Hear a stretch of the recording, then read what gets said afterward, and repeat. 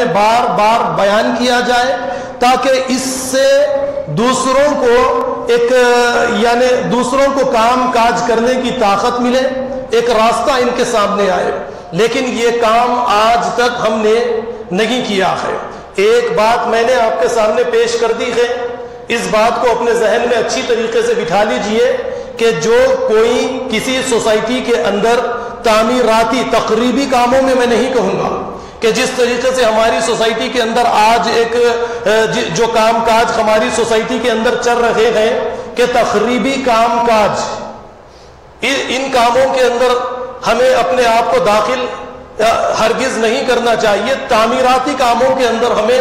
داخل کرنا چاہیے۔ تو اس کے لیے میں نے یہ مثال آپ کے سامنے رکھی، سورہ بقرہ کی آیت بھی میں نے آپ کے سامنے پیش کر دی ہے۔ اب اس کے بعد میں دیکھیے میں ایک دوسری جانب آپ کا ذہن لے جانے کی کوشش کروں گا۔ آپ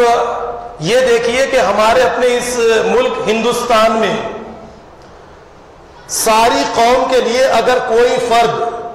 کسی بھی پہلو سے مفید فائدہ پہنچانے والا ثابت ہو جائے تو اس کی یادگار کو باقی رکھنے کے لیے کیا کیا جاتا ہے؟ مثال کے طور پر ہندوستان کی آزادی میں بڑھ چڑھ کر حصہ گاندھی جی نے لیا، ابوالکلام آزاد نے لیا، یا نہرو نے لیا، یا اس طریقے سے ڈاکٹر امبیڈکر نے لیا۔ اب آپ دیکھیں گے کہ ان کی یادگار، ان کی تاریخ کو باقی رکھنے کے لیے ہمارے اس ہندوستان کے اندر،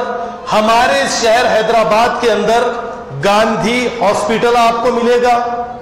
یا پھر اسی طریقے سے چچا نہرو کے نام سے آپ کو زو ملے گا، یا پھر اسی طریقے سے راجیو گاندھی ایئرپورٹ ہمارے قریب میں آپ کو ملے گا، یا ابوالکلام یونیورسٹی آپ کو ملے گی، یا پھر اسی طریقے سے آج کل جو تعمیر ہو رہا ہے اویسی برج کے نام سے کوئی برج بھی تعمیر کیا جا رہا ہے۔ ذرا آپ غور کیجئے کہ یہ اس لیے کیا جاتا ہے کہ قوم کو یعنی فائدہ پہنچانے کے لیے ان شخصیات نے اپنی طرف سے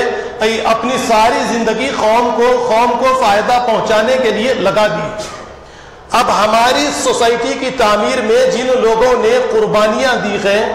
وقت لگایا ہے، ایک آنا یا دو آنے سے 1953 یا 1952 کے اندر تنظیم مجلس سبیل الخیر کے نام سے ایک ادارہ قائم کیا گیا، ایک آنا یا دو آنے سے اس کی بنیاد رکھی گئی،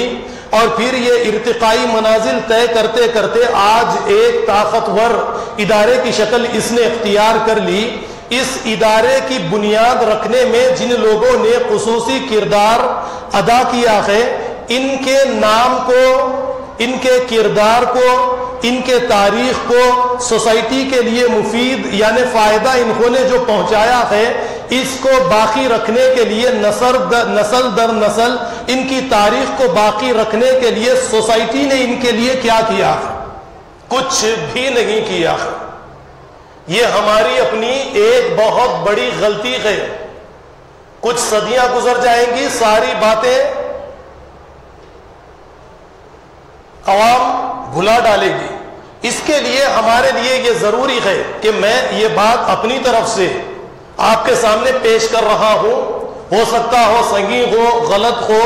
کہ جس طریقے سے ہماری اپنی سوسائٹی میں شیخ صالح بن سالم بہتاب نے قربانیاں دی ہے، ان کی قربانیوں کو مد نظر رکھتے ہوئے کسی روڈ کو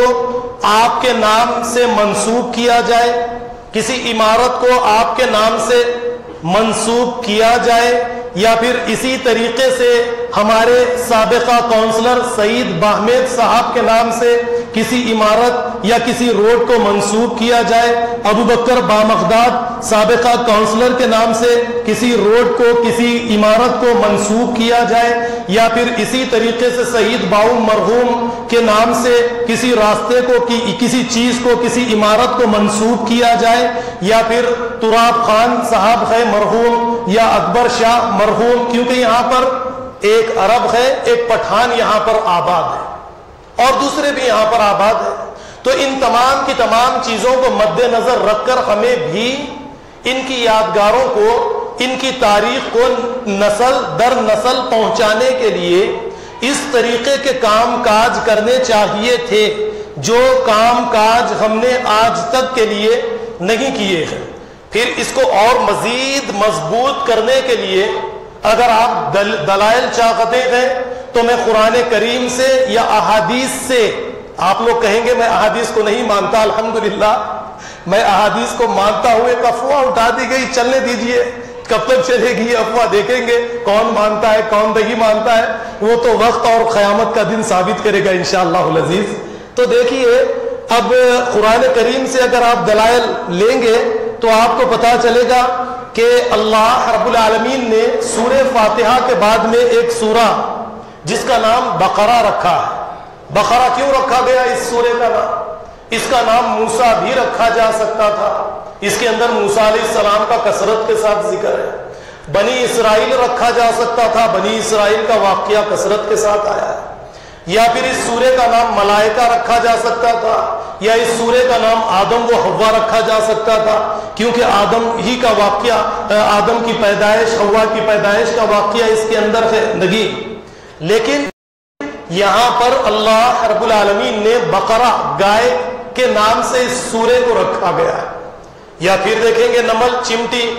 نحل، شہد کی مکھی، دخان، اسٹیم یعنی دھواں، حدید، فولاد، خمر، چاند، نجم، ستارہ، اس طریقے کے ناموں سے اللہ رب العالمین نے کئی سورے قرآن کریم میں اتارے۔ تو اب آپ کو یعنی میں نے جو دلیل آپ کے سامنے رکھی ہے اس کی اہمیت آپ کے سامنے یہ واضح ہو جائے گی کہ ہماری یہ ذمہ داری تھی کہ ان کی تاریخ کو بچانے کے لیے، جیسا کہ دلیل میں نے آپ کے سامنے رکھی کہ کسی عمارت یا کسی روڈ کو ان کے ناموں کی طرف منسوب کیا جائے۔ اب میں نے آپ کے سامنے ایک یعنی